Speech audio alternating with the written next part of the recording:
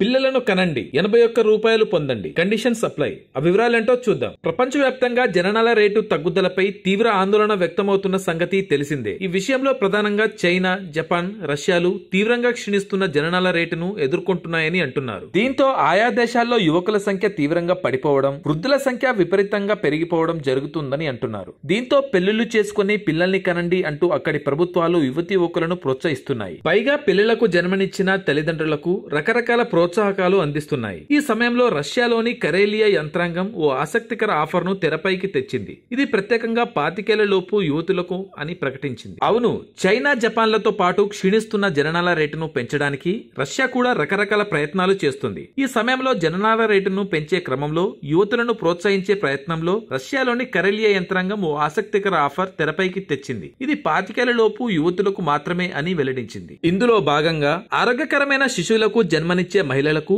1,00,000 రూబిళ్లు అంటే సుమారు 81,000 రూపాయలు ప్రోత్సాహాన్ని అందించాలని నిర్ణయించింది. అయితే ఈ అర్హత పొందేందుకు దరఖాస్తుదారులు తప్పనిసరిగా స్థానిక కాలేజీ లేదా యూనివర్సిటీ రెగ్యులర్ విద్యార్థులు అయి ఉండడంతో పాటు 25 ఏళ్ల లోపు ఉన్న కరేలియా నివాసితులు అయి ఉండాలని కండిషన్ పెట్టింది. అయితే ఆకస్మిక శిశు మరణ సిండ్రోమ్ కారణంగా బిడ్డ చనిపోతే ఈ చెల్లింపు రద్దు చేయబడుతుందా లేదా అనేది అస్పష్టంగా ఉండడంతో పాటు వైకల్యం ఉన్న పిల్లలకు జన్మనిచ్చిన ఈ చెల్లింపులకు అర్హులా అనర్హులా అనే విషయంలోనూ స్పష్టతకరమైందని అంటున్నారు. కాకపోతే చనిపోయిన బిడ్డకు జన్మనిస్తే మాత్రం బోనస్ లభించదని చట్టంలో స్పష్టంగా పేర్కొందని తెలుస్తోంది. ఇదే సమయంలో రష్యాలోని ఇతర ప్రాంతాలు కూడా పిల్లలను కనేందుకు యువతులను ప్రోత్సహించే పనిలో ఉన్నాయని అంటున్నారు. ఇందులో భాగంగా సెంట్రల్ రష్యాలోని టాంక్స్ నగరంలో కూడా ఇలాంటి ప్రోత్సాహక కార్యక్రమం అమలులో ఉంది. ఈ విధంగా రష్యాలోని సుమారు 11 ప్రాంతీయ ప్రభుత్వాలు ఈ రకమైన ఆర్థిక ప్రోత్సాహకాలు అందిస్తున్నట్టు చెబుతున్నారు. Thanks for watching.